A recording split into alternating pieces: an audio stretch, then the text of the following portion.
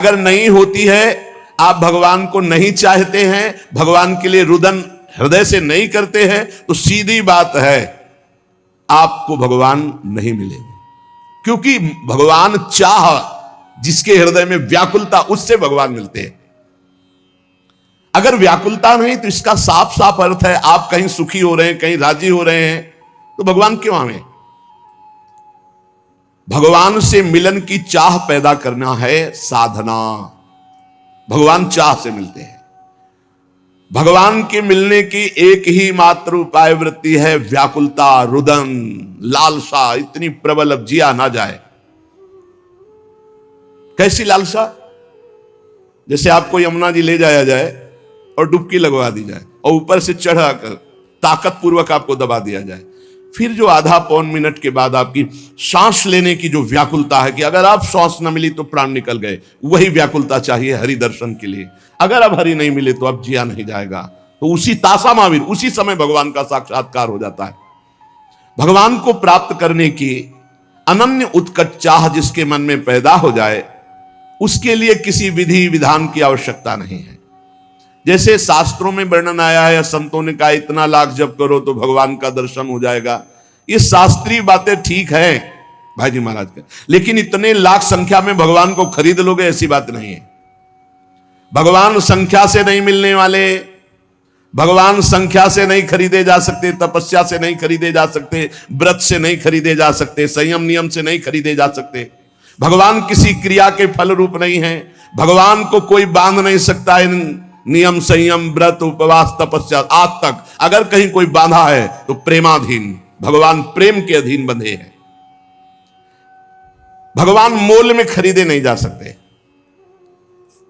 जब भजन करते करते हमारे अंदर चाह पैदा होती, रुदन पैदा होता है, उसी रुदन, उसी चाह, उसी व्याकुलता से भगवान व्याकुल हो जाते हैं और व्याकुल होकर उसे दर्शन देते हैं। प्रेम की चाह, भगवान के मिलन की चाह जब तीव्रतर से तीव्रतम अनन्य हो जाएगी, जहां दूसरी चाह नहीं, जहां दूसरी किसी व्यक्ति से प्रियता नहीं, सारा संसार उसके लिए शून्य में दिखाई दे रहा है, एकमात्र भगवान। बस भगवान की प्राप्ति की यही शुभ वेला है। देश काल पात्र के भेदभाव की कोई आवश्यकता नहीं। पात्र कौन है, देश कौन है, समय क्या है, इसका विचार भगवान नहीं करते। भगवान सार्वदेशिक, सार्वकालिक, सबके हैं। कब, कहां, कैसे, किसको मिल जाए, ये कोई निश्चय नहीं है। भगवान की चाह अत्यंत आवश्यक है। साधक की साधना केवल चाह पैदा करने के लिए है। जितने भी जप हैं, स्वाध्याय है, सेवा है, तपस्या है, काम क्रोध आदि लोभ आदि पर विजय प्राप्त करना तप है, इन सब का फल है अपने इष्ट देव के लिए एकांत में रुदन प्रारंभ हो जाना। एकांत में बैठ के रो रहा है, अपने कपोल को हाथ की हथेली पर रखे हुए बैठे शोक मग्न है। हे प्रभु कब मिलोगे, हे, ये कितनी दुर्लभ बात है। यही निष्काम भक्ति से प्राप्त होता है। भगवान को प्राप्त करना है तो गोस्वामी जी के दोहा जो लिखे, बहुत जोर की भाई जिसकी बड़ाई कर रहे हैं। जाहि न चाही कबहु कछु, तुम सन सहज सनेहु, बसहु निरंतरता सुर सोराउर निज गेहु। भगवान का अपना घर कौन सा घर है? थोड़े दिनों के लिए आकर चले जाने वाला घर नहीं होता। घर कौन? जिसमें स्थायी बसा जाता है। भगवान मेहमान बनकर नहीं आते भक्त के हृदय में। सो राउर निज गेहु, वो अपने घर की तरह। किसके? बोले जाहि न चाही कबहु कछु, बहुत उच्च कोटि की कसौटी है। निरंतर आपके हृदय में भगवत दर्शन होंगे। अपना घर जाहि न चाही कबहु कछु, शर्त है। तुम सन सहज सने हैं, ये बड़ी उच्च कोटि की बात है। ये आधा दोहा बहुत उच्च कोटि की अवस्था है। जाहि न चाही कबहु कछु और तुम सन सहज सने। बस इतनी बात पूरी साधनाओं की है, जितने भी मार्ग है। ये आधा दोहा जीवन में उतर जाए तो आगे की बात गारंटी है, भगवान कभी एक मिनट आपके हृदय से नहीं जाएंगे। जाहि न चाही कबहु कछु, बहुत बड़ी बात, कबहु कछु जाहि न चाही, कबहु कछु, कभी भी कुछ भी जिसे नहीं चाहिए और आपसे सहज प्रेम है। सहज प्रेम, कोई हेतु नहीं, हमारा मोक्ष हो जाए, हमारा कल्याण हो, कुछ चाह नहीं। जाहि न चाही कबहु कछु, कोई चाह नहीं, बस मेरे प्रीतम। दूसरी इच्छाओं का सर्वथा नाश हो गया, एकमात्र केवल इच्छा भगवान में जाकर समर्पित हो गई। कर्म की, किसी भाव की, किसी भी दिव्यता की अब आवश्यकता नहीं रही। भगवान स्वयं हृदय में भय प्रगट कृपाला दीन दयाला, दीनों पर दया करने वाले भगवान स्थायी प्रगट हो। सच्ची मानी, सच्ची मानी। गलभैया दी हुई युगल सरकार नेत्र में, हृदय में, रोम रोम में, जिधर दृष्टि डाले जड़ चैतन्य में सर्वत्र दिखने लगते हैं। शर्त है जाहि न चाहे कबहु कछु। अब इस कसौटी पे कसो। और सहज स्नेह, जैसे अपनी मां से सहज स्नेह होता है, कोई लगाव जोर, कोई कामना नहीं, मेरी मां है, ऐसे मेरे प्रभु। वो मेरी मां कैसी है ये प्रश्न नहीं होता कि ऐसे ऐसे लक्षण वाली हो तो मां, मां तो मां है। ऐसे सहज प्रेम अपने प्रभु से। भगवान के मिलन की चाह तभी प्रकट होगी जब जाहि न चाहे कबहु। ये बहुत जोर की बात है, बड़ी विलक्षण बात है। जो किसी भी बात की परवाह नहीं करता, कोई चाह नहीं रह गई, किसी से कोई संबंध नहीं, सहज स्नेह इष्ट देव से, और इष्ट देव से भी कोई चाह नहीं। अब मिलन की अपेक्षा थोड़ी रह जाएगी, वो यही हृदय में ही प्रकाशित हो गए। व्याकुलता, चाह तो केवल प्रभु की, अन्य सब चाह खत्म। हम यही परेशान हैं, पूरा जीवन हुआ जा रहा है अपने सबका कि चाह बटोर कर केवल प्रभु की चाह नहीं रह गई, बहुत सी चाहें हैं।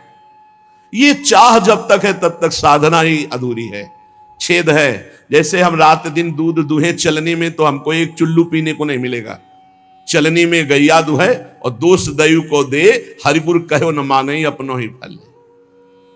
हरिगुरु कह रहे हैं कि अन्य चाह चलनी में गाय दुहना है, अन्य चाह बनी रही तो भगवत साक्षात्कार की चाह नहीं आएगी। इसलिए अन्य चाह को मिटाना ही साधना है। साध माने चाह, ना माने नहीं, कोई चाह ही नहीं, कोई साध ही। बोले भगवान ने हमारी साध पूरी कर दी। साध माने चाह, साधना, चाह ना, यही साधना है।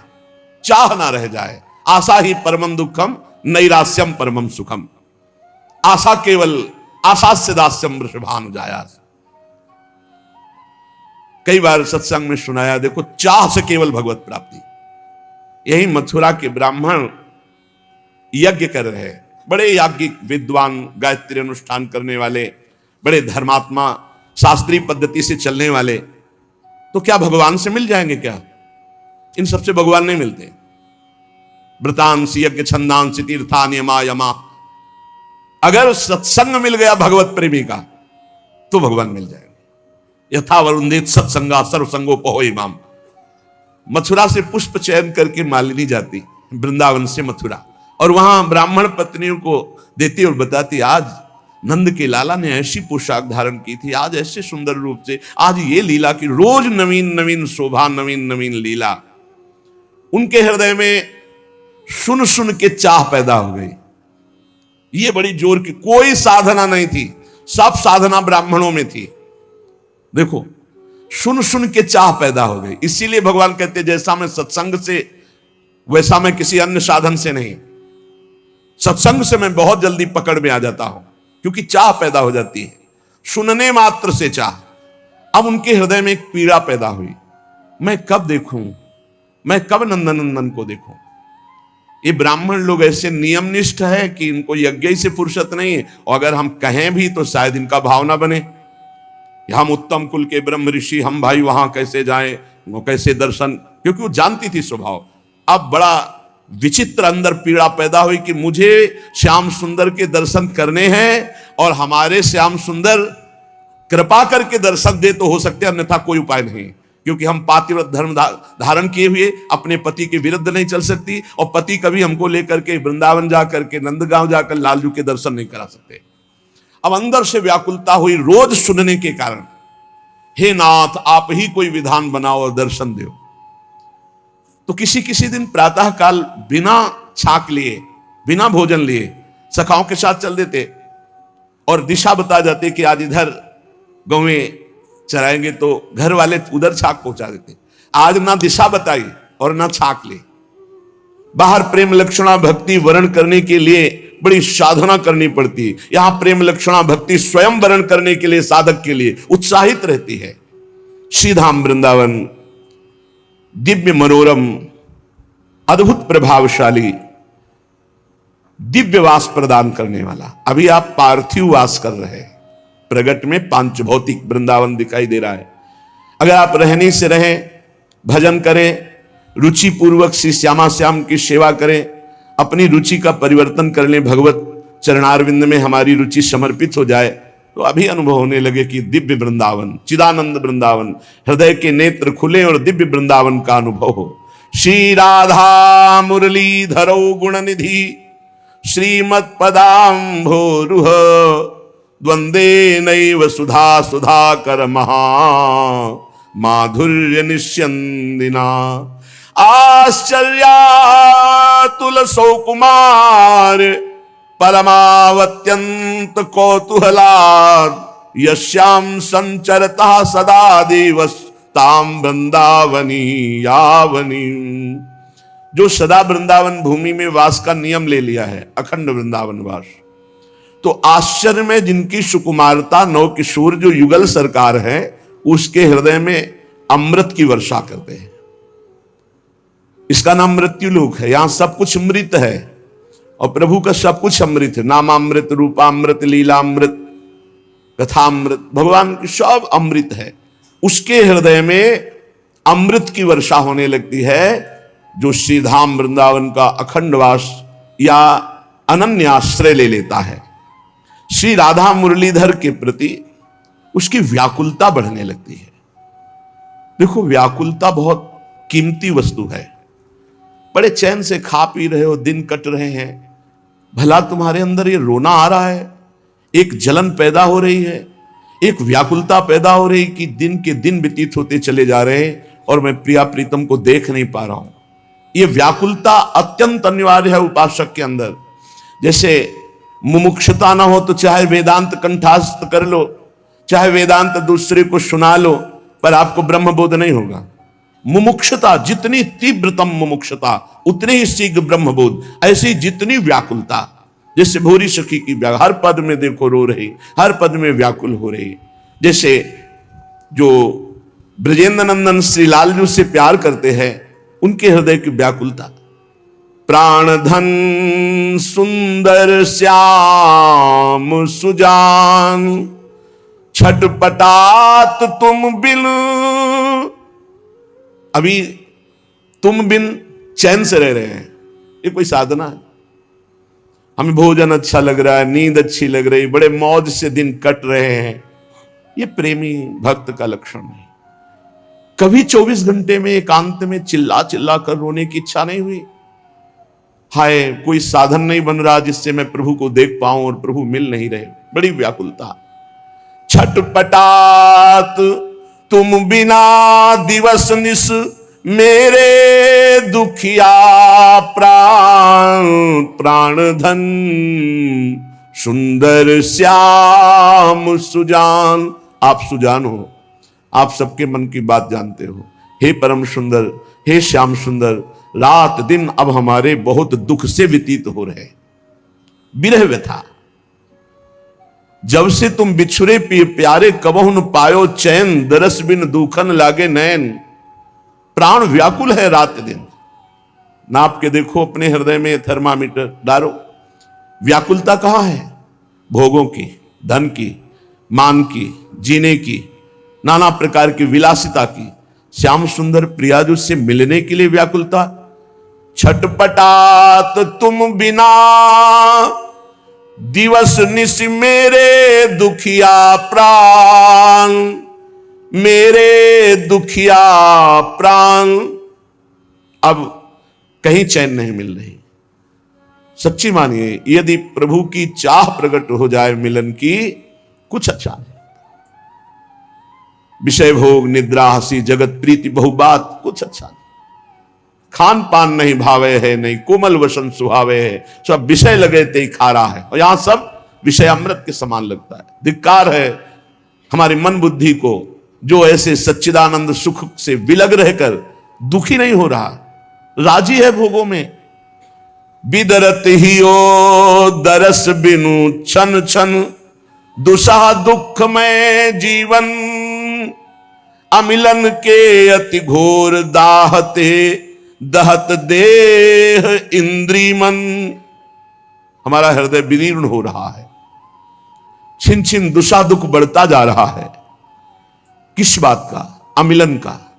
आप मिले नहीं अभी तक, हृदय में बड़ा दाह है। मेरे मन, मेरी इंद्रियां, मेरी बुद्धि जल रहे हैं। हे प्रभु, हे सुंदर श्याम सुजान, एक बार कृपा करके मिल जाओ।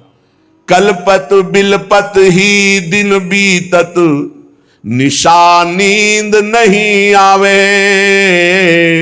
सपन दरस हो भयो असंभव, कैसे मन सच पावे। पूरा दिन तो व्यतीत हो जाता है विलाप करते हुए, रुदन करते हुए, आपका नाम पुकार पुकार कर रोते हुए, और रात में तो नींद ही नहीं आती कि स्वप्न में भी आपका साक्षात्कार हो जाए। अब जन देर करो मनमोहन, दया नेक ही धारो, सरस सुधा में दर्शन दे निज, उर्की अग्नि नियारो। हे दया समुद्र, हे मुनि मनमोहन, हे श्याम सुंदर, अब तो कृपा कर दो। एक बार दर्शन दे करके मेरे हृदय की अग्नि को शांत कर दो। व्याकुलता, भगवान व्याकुलता से मिलते हैं। चाह को, इतनी प्रबल चाह कि जिया न जाए, इसी को व्याकुलता कहते हैं। जब किसी को भगवत प्राप्ति की इच्छा प्रकट होती है, आवश्यकता प्रकट होती है, चाह प्रकट होती है, व्याकुलता प्रकट होती है, तो उसके हृदय में ना मिलने पर दुख होता है, बहुत दुख होता है। जो मैं ऐसा जानती, मीरा जी कह रहे हैं, प्रीति किए दुख होए, तो नगर ढिंडोरा पीटती है जी, प्रीति न करियो कोई। क्यों? प्रेमी हर समय व्याकुल रहता है अपने प्रीतम के लिए, और इसमें जो सुख है वो ब्रह्मा को भी सुख नहीं है। ब्रह्म पद परमेष्ठी पद में भी वो सुख नहीं है जो प्रभु के लिए तड़प तड़प कर रोने में सुख है। ये तो रसिक जन ही जानते हैं, प्रेमी जन ही। एक सज्जन ने पूज्य भाई श्री हनुमान प्रसाद पोद्दार जी महाराज से पूछा कि साधना करते करते 20 साल हमको हो गए, ना तो भगवान मिले और ना भगवान का प्रेम प्राप्त हुआ, क्या कारण है? 20 साल हो गए साधन करते, ना भगवान मिले और ना भगवान का विरह प्राप्त हुआ। भाई जी महाराज ने कहा इसका संपूर्ण कारण तो भगवान ही जानते हैं और आप भी जानते हैं। उत्तर दिया कि संपूर्ण कारण तो श्री भगवान जानते हैं और भगवान के ना मिलने का, प्रेम ना प्रकट होने का आप भी कारण जानते हैं। भाई जी ने पूछा ईमानदारी से बताना कि भगवान ना मिलने का आपको दुख है? भगवान के प्रेम की प्राप्ति या भगवत साक्षात्कार ना होने पर 20 साल हो गए, आपको दुख हुआ इस बात का? बोले कभी कभी थोड़ा मन उदास हो जाता है। भाई जी महाराज ने कहा कि थोड़ा थोड़ा उदास हो जाता है, लेकिन आप बताइए यदि 20 साल से आप व्यापार में बराबर घाटा प्राप्त करते रहते तो क्या आप ऐसा उत्तर देते कि थोड़ा थोड़ा कभी मन उदास हो जाता है? आपकी हालत क्या होती कि 20 साल से आप व्यापार कर रहे हो, घाटे पे घाटा होता चला जा रहा है, आपकी हालत क्या होती? बोले बेचैन हो जाता, जीना मुश्किल हो जाता। तो बोले ऐसा जीना मुश्किल हुआ आपको? 20 साल से आपको घाटा हो रहा है, भगवत प्राप्ति, भगवत प्रेम प्राप्ति नहीं हो रही और आप आनंद से जीवन व्यतीत कर रहे हैं, आपको बेचैनी है? तो उनका ईमानदारी से वैसी कोई बेचैनी नहीं। बोला तुम सच्चे व्यक्ति हो, ठीक ठीक बता दिए। जब संसार की व्यापार में घाटा होने पर जो बेचैनी होती है, वो आपके भगवत प्राप्ति या प्रेम प्राप्ति ना होने पर बेचैनी नहीं हो रही, तो इसमें भगवान का क्या दोष है? भगवान के अंदर कोई चाह नहीं है। कई बार सत्संग में सुन चुके हैं, आपकी चाह ही भगवान के अंदर चाह बनती है आपसे मिलने की। आप जितना विकल होंगे उतने ही वो विकल हो जाएंगे आपसे मिलने के लिए। भगवान अमना है, आपका मन ही वहां जाकर भगवान का मन बनता है, और भगवान के मन के अंदर आपसे मिलने की चाह पैदा, वो अमना है, वो अचाह है, वो पूर्ण काम है। हम राजी हैं, खान पान विश्राम सुख सुविधा प्रणाम नमस्कार, इसीलिए वो बात नहीं बन रही। जैसे किसी का इकलौता पुत्र हो और वो भी बीमार होकर मरणासन हो, अब उसकी व्याकुलता, पूरे कुल का आंख का तारा वो भी मरने जा रहा है, कैसा व्याकुल, उसको कितनी व्याकुलता होगी। पर यहां हमारे जीवन की शाम होती जा रही है, हम आए भगवत प्राप्ति के लिए, भगवत प्राप्ति हो नहीं रही। भगवत प्राप्ति से हम उदास हैं, भोगों में हम हर्षित हो रहे, कहां में सुख है। एक ही ट्रेन जाती है और हमें वहां जाना है, और हम पहुंचे देखा वो ट्रेन जा रही सामने, कैसी व्याकुलता। अब हम दौड़ के चढ़ नहीं सकते, ट्रेन छूट गई, एक ही ट्रेन है वहां जाने के लिए, ऐसी व्याकुलता। एक ही शरीर है जो भगवत प्राप्ति करा सकता है मानव दे, और वो भी शाम होने जा रही, कब मृत्यु हो जाए कोई पता नहीं, और हम चैन से हैं। इसलिए भगवान से मिलन की चाह, जितने साधन है वे चाह पैदा करने के लिए है। ये चाह धीरे धीरे पैदा होती है। खूब नाम जप, सत्संग, भगवान के धाम आदि का वास, तीर्थ स्थानों में नाम जप करते हुए पवित्रता से भ्रमण, किसी की निंदा नहीं, किसी को दुख पहुंचाना नहीं, धीरे धीरे चाह पैदा होने लगती भगवान से, और फिर वो बढ़ने लगती है। बहुत लोग कहते हैं कि भजन से जब चाह होती तो भजन ही में हमारा मन नहीं होता। अरे भजन करने से होता है कि भजन होता है? भजन होता तो सिद्धों का है, भजन करना पड़ता है। कहते करना चाहते परंतु होता नहीं। मेरी बात समझ में नहीं आती कि तुम्हें भजन करने की भूख है, तुमसे भजन नहीं होता। जब पानी की प्यास लगेगी तो प्यास ही प्यास चिल्लाओगे और कुछ नहीं सुनाई देगा। रबड़ी खवाई जाए तो भी नहीं, आप कहोगे पानी पिलाओ। यदि भजन की प्यास जग गई तो तुमसे भजन कैसे नहीं होता? अवश्य भजन की प्यास नहीं जगी, बातें केवल बनाते हो। सच्ची मानिए, जिनको अब कुछ प्राप्त करना नहीं है उनको भी तो देखो, भजन का पूर्वाभ्यास उनको चैन नहीं लेने देता। ये तो जाएगा, आज नहीं तो कल जाएगा, इसको क्या करना है, इसको सजा संभाल करके भगवान के चरणों में अर्पित करो जितने मिनट। अरे इतना कीमती समय जिसे तुम्हें ज्ञान नहीं है, बहुत यहां से जाना है प्यारे, कुछ साथ लेके नहीं जाना। खूब कमा लो, जितना नाम धन कमा लोगे मौज करोगे, लोक परलोक, ई परलोक सकल सुख पावत, ई परलोक सकल सुख पावत।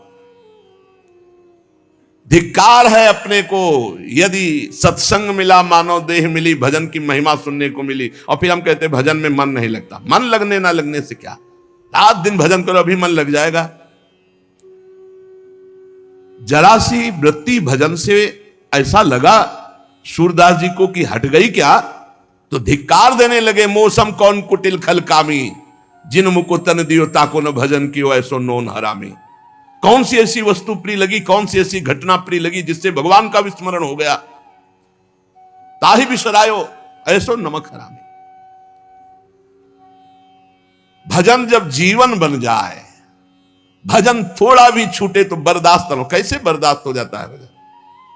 जब कोई बात करने लगता है तो दृष्टि बदल गई, अत्यंत सावधान, बीच बीच में उसको उत्तर दे रहे हैं, उसके चेहरे से वृत्ति हटा ली या उसके चेहरे पे एकाग्र कर लिया, राधा नाम लिख रहे हैं, एक सेकंड के लिए भी प्रभु से बिलग रहे ना, मानो मृत्यु, जैसे मृत्यु से भय, से विस्मरण से भय। अभ्यास तो कीजिए। अरे दिव्यता ही दिव्यता, आप में आप भगवान के अंश हैं। पहले भजन किया जाता है फिर भजन होता है। नित्य कर्म का जो नियम दिया जाता है वो भजन में प्रवेश पाने के लिए। ये जो समय देखते रहते हैं कि अच्छा 2 घंटा भजन, अभी तो 2 घंटा हुआ है बस खत्म, अब टीवी देखो खूब करो, 2 घंटा अपने नियम हो गए, चलो बाहर चलते हैं, अखबार देखते हैं, गप लड़ाते हैं। हम इन ऐसे लोगों की बातें नहीं कर रहे। भाई जी महाराज कह रहे हैं हम उनकी बातें कर रहे हैं जो भगवान की प्राप्ति करना चाहते। जबरदस्ती हर समय, लाख लोग, इसका कोई संख्या का मतलब नहीं।